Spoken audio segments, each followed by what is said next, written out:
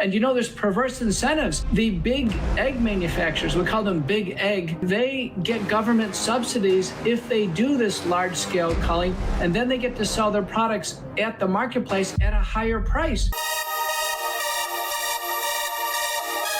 Dr. Peter McCullough is one of the biggest bad guys when it comes to Fauci. Fauci hates his guts. He got silenced. He's one of the world's leading virologists. He's brilliant. He's, of course, outside of the mainstream. And it's very dangerous even to report on him. So I'm a little spooked, but I'm just saying he speaks the truth. So welcome to the Doug TeNapel channel. I'm sorry for bringing you the truth. Here's why your eggs are costing so much is it actually is profitable to cull for big egg, they call it. It's like big pharma, but big egg profits from culling these chickens and geese and ducks, mass destruction of birds. Watch this. Large egg producers are culling large quantities of chickens and intentionally killing them as a protective measure to prevent the spread of bird flu. Why is this a protective measure, and how effective has it been? It's called culling, or a biosecurity measure. It's been used for a long time. However, in this circumstance, the large number of healthy birds that are being basically put to their death and not being used in the food supply is working to constrain the food supply and raise the cost of chicken, in particular eggs. And many are saying now it should change, and that only the sick chickens should be culled, as they normally are. It's very hard to detect chicken sickness, though, is the problem. My dad worked for Foster Farms for 35 years, know what I'm talking about. I actually worked at the Delhi Foster Farms feed plant. And Foster Farms, if they found an outbreak in one of their ranches, whole sections of chickens, we're talking about 100,000 chickens would have to be killed. And so right now, the egg layers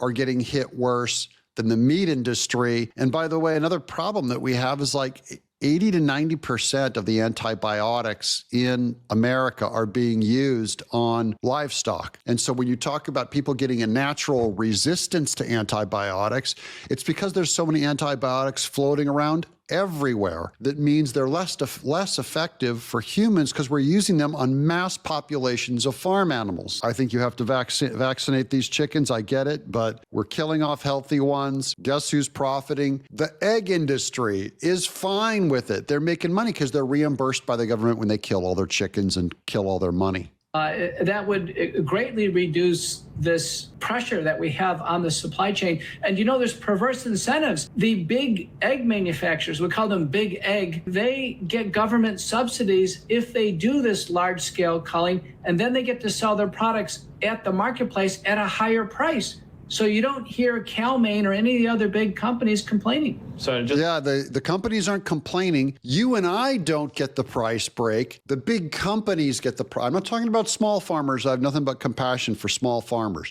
And small farmers are less likely to be able to survive a culling. They're also less likely to get a government grant because you have to have a certain amount of chickens and a certain amount of eggs that you produce before you qualify for it. So small mom and pop places that live off selling their poultry and eggs, they don't get the money. You'll still pay higher prices. The small farmer is not protected. It's big farms. There's big pharma and there's big farm. Industrialized farming is a disaster for farming. We want to keep small farms healthy in America. If you want to keep America small, local, healthy. Just falls onto the small farmers get hurt out of this. That's right. Well, they get hurt in a unique way. Is another part of this biosecurity is they shut down facilities after they do the culling for a period of time. Well, a small farmer doesn't have 4 or 5 locations to operate out of. So if they get shut down because of positive bird flu case, they're out of business. Now, since the bird flu has spread from animals to different kinds of animals as well as humans, does this make the culling ineffective? It turns out a paper by Garg and colleagues from New England Journal of Medicine, the culling has caused human disease. So of the poultry to human spread in the Garg analysis, it all occurred in the workers who were ordered to do the culling. So because of this, flapping of the wings and the dander, it gets into the eyes. But I'm greatly concerned that bird flu now is going to take a much more serious and dangerous turn. Okay, we're going to get into the bird flu because this video isn't dangerous yet, but it's going to be. Now, all this has to come from with a warning. I'm a comic book artist, and I don't like pumping conspiracies. I like giving you guys the science. So I'm not looking to point fingers at anyone weird or anything like that. I just want to get you the news, tell you what's going on. But that's the biggest news right there, that it's the people that went and culled the birds that exposed themselves to the birds the most. The flapping of wings and the dander. Normally you leave birds alone, and now you're having them going and doing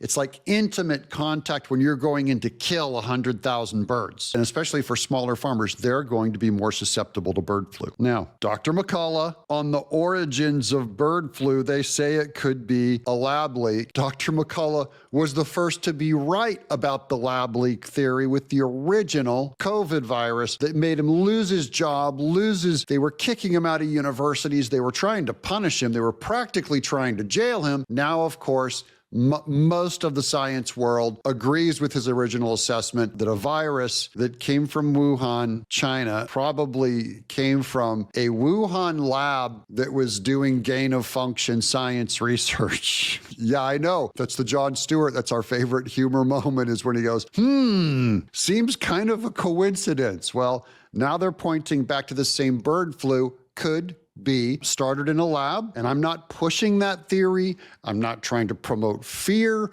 or have hatred against science or anything like that. I'm just telling you that McCullough was right the first time he said it, and everyone called him a liar and a conspiracy theorist. And now he's saying it again, possibly happening with the bird flu watch. Now, your colleague at the McCullough Foundation, Nicholas Holscher, told me that you guys have found that the bird flu outbreak may have come from a lab doing gain-of-function research. Why are we doing so much gain-of-function research, which is when you actually engineer viruses that are more lethal? They make them more. It's for weaponry or it's for preparation, trying to prepare for viruses, so they make them more deadly, but there's no real scientific reason for it. It's basically illegal in most places, and here it is happening again. It's being widely recognized now that the COVID-19 pandemic came from doing the same kind of research at a lab in Wuhan. Can you elaborate on the bird flu? The bird flu looks like it came out of serial passage research, which is a different form of gain-of-function research, and particularly trying to get it to spread in mallard ducks and study the receptors in the gullet of the mallard duck. Probably a duck got free, and then the ducks started spreading the current clade 2,3,4,4,6 clade, which was benign up until a few months ago. And now the D1.1 mutation does look serious case in British Columbia, Louisiana, now a herd infected in Nevada. I'm greatly concerned now that bird flu could cause serious human disease, fatalities, and in fact, culling is going to become even more dangerous for the workers involved. I don't know why we're doing gain-of-function research. I'm with you guys on that, but I just wanted to give you an update. That's why your eggs cost so much, and eggs are not the same as the normal inflation that we're experiencing across other groceries. Eggs are particularly bad because of the culling of the chickens that are laying the eggs. And Big Egg is being reimbursed, and you are not for what you pay. But all the other inflation in groceries are other things that we're working on that now that guy from Wall Street Journal is saying that we should see a relief of that within about 3 months. We should start seeing evidence of inflation being reduced. I'm Doug in exile.